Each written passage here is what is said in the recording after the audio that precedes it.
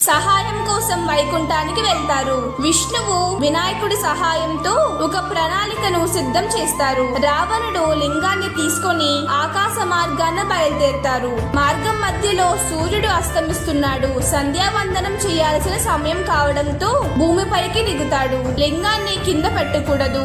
ఏం చేయాలో తెలియక చుట్టూ చూస్తుంటే ఒక బాలుడు కనిపిస్తాడు.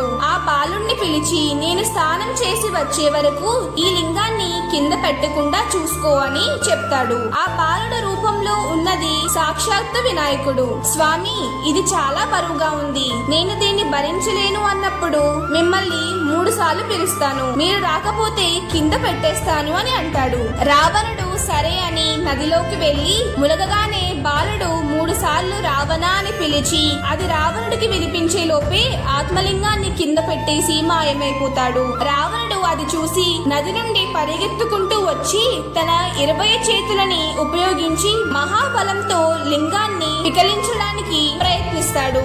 ఆ లింగం కదలకపోవడంతో ఆత్మలింగానికి మహాబలేశ్వర అని రావణుడు పేరు పెడతాడు. అలా వినాయకుడి లీల వల్ల శివుడి ఆత్మలింగం లంకకి వెళ్లకుండా గోకర్ణ క్షేత్రంలోనే శాశ్వతంగా ఉండిపోతుంది. మీకు వినాయకుడు అంటే ఇష్టం ఉంటే జై వినాయక అని కామెంట్ చేసి సబ్స్క్రైబ్ చేసుకోండి.